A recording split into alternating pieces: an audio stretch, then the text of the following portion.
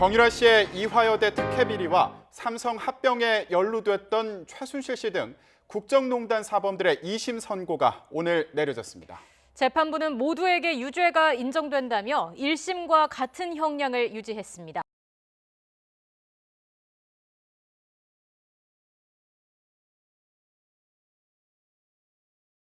저희 어머니는 어느 대학을 나와서 판사 생활을 몇 년 하시고 어쩌고 저쩌고 해서 지금 국회의원하고 계신 아무 계시다. 한마디로 우리 어머니는 나경원이다. 자기가 어느 학교 다니고 있다를 밝혀도 그건 부정행위거든요. 근데 하물며 자기 어머니에 대해서 그렇게 장황한 시간, 이거는 마치 우리 엄마 이런 사람이니까 나 붙여줘가 돼버리는 거예요. 본인의 신분을 글이나 아니면은 무술 면접시에 노출을 하는 경우에는 저희가 실격 처리하고 학생을 선발할 때 그런 부분이 영향을 미치면 안 되는 부분이기 때문에 학교에서 시험을 볼 때는 그 파일 형태가 MR의 파일 형태가 일단 지정이 되어 있고 또 그걸 가지고 가서 거기서 오류가 났을 경우에는 그건 학생 책임인 거거든요. 그래서 만약에 플레이를 했는데 안 되는 경우면 그냥 혼자 연주를 한다거나 아니면 그것조차도 만약에 힘들면 그냥 퇴장이 되는 거죠. 그런데 이때도 심사위원장인 이병우 교수가 고원의 손길을 내밀었다고 합니다. 탈락 처리돼야 제가 보기엔 정상인데 좀 감싸줬던 것 같아요. 이병우 교수님께서 직원들을 총동원해가지고 결국은 카세트 테이블 25분 만인가 찾아냈고 이제 그걸 가지고 연주를 했죠. 이건 완전히 시험이 좀 파행이 되고 있고 공정성이 깨졌다 이건. 채점 결과를 이제 점수를 매기는데 거기서 또 위원장님이 약간 이렇게 여론을 리드하는 듯한 발언으로 이 친구 잘하지 않았나요? 이런 식의. 그래서 어떤 친구 말하는 거지? 나경원 씨 어쩌고 이렇게 얘기가 나와서 그냥 저 친구를 뽑고 싶어 하시는구나. 심사위원장 이병우 교수는 나경원 의원 딸이 입학한 다음 해에 열린 2013 평창 동계 스페셜 올림픽에서 음악 감독을 맡았습니다. 당시 스페셜 올림픽 위원장이 바로 나경원 의원이었습니다. 부정이 있었는지 확인하기 위해 이 교수를 찾아갔습니다. 우리 엄마가 나경원이다라고 면접 때 얘기를 하면 그건 결격 사유가 아니에요? 대답하실 수가 아닌 것 같아요. 네? 취재진에게 뭔가 말을 하려는 이 교수를 오히려 학교 직원들이 제지합니다. 성신여대가 장애인 전형을 처음 도입한 것은 지난 2011년 나경원 의원의 딸이 실용음악학과에 응시한 바로 그 해입니다.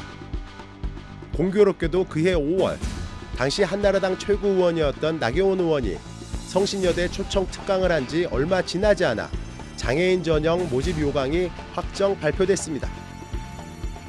이후 나 의원은 서울시장 보궐선거에서 한나라당 후보로 나섰고 선거 3일 전 딸이 성신여대 특별전형 실기 면접에서 최고점을 받았습니다. 그리고 이 학교 실용음악과에서는 지금까지 더 이상 장애인 입학생이 나오지 않았습니다. 이유가 궁금했지만 심하진 성신여대 총장은 아무 말도 하지 않았습니다. 안녕하세요, 총장님. 뉴스타파 황희순 기자인데요. 저번에 계속 저희들이 질문지를 드렸는데 답변이 없으셔서 나경원 딸을 입학시키기 위해서 입시 규정 혹시 바꾸셨나요? 네? 장애인 특별 전형을 2011년도에 도입한 이유가 뭐예요? 네? 질의서를 보내드렸는데 답변이 없으셔가지고요. 답변을 그냥 안 드리는 걸로 저희 쪽에서는 그렇게 결정을 했네요, 그냥요. 나경원의 딸이 아니었으면은 받을 수 없는 특혜다라고 나갈 건데 이거를 반려본부도 차원에서 국민의 입장을 우리가 써주는 게 맞을 것 같은데. 하여튼 제가 답변하지 않겠다는 말씀밖에 잘 못 드리겠네요. 터질 게 터졌구나.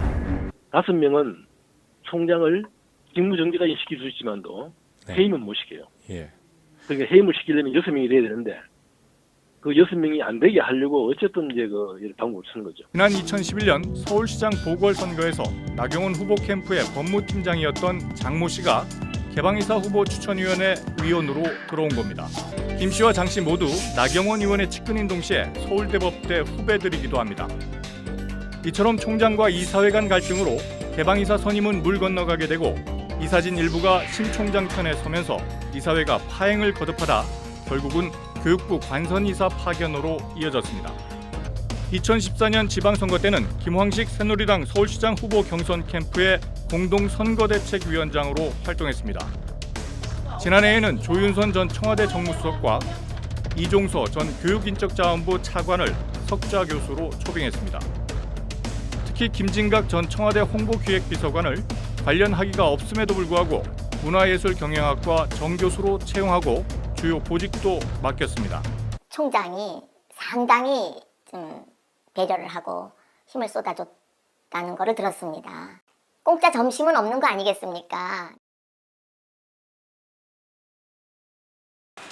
저 스스로 정말 우리 아이를 낳아서 제가 아이를 얻고 처음 이 아이를 어린이집에 어디에 가서 맡길 수 있느냐, 아이 어린이집에 좀 맡아달라고 제가 얻고 가서 정말 울면서 얘기했던 그런 기억이 났고요. 또 뭐 아이를 초등학교에 그때 보내면서 또 느꼈던 차별, 또 그리고 나서 지금 현재 이제 우리 아이는 학교를 졸업하고 취업 준비생인데 한 5번쯤 떨어진 것 같아요. 그래서 장애인 고용이 쉽지 않다는 것을 또 요새 절감하고 있습니다.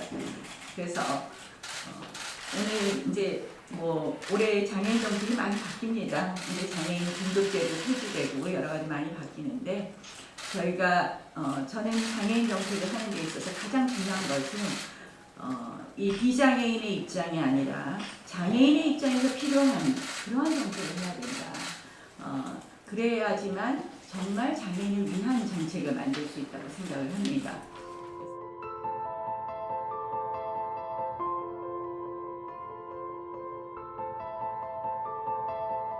더 이상 대한민국 대통령이 김정은 수석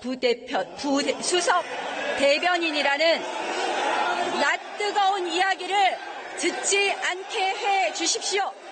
어제 이런 보석허가 결정을 보면서 이 차베스 정권의 베네수엘라 사법부를 생각했습니다. 이 베네수엘라가 이러한 좌파 독재의 길을 가는 데의 정점은 결국 사법부를 끊임없이 압박해서 차베스 정권의 하수인으로 만든 것이었습니다. 친차베스 법관을 대거 앉히고 대법원을 소나기에 쥐고 대법관 탄핵을 용이하게 만들어서 반대 성향의 법관을 퇴출시킨 것이었습니다. 저는 대한민국의 사법부가 베네수엘라의 사법부가 되지 않기를 간절히 소망합니다.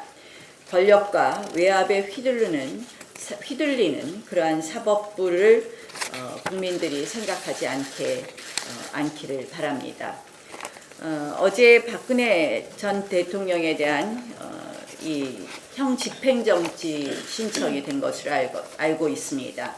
이 형 집행정지는 그 요건 충족 여부를 공정하게 면밀하게 따져봐야 될 것입니다. 또한 그 요건 충족뿐만 아니라 국가 발전과 국민 통합의 시각에서 이번 신청의 건을 합리적으로 심의해 줄 것을 요청합니다.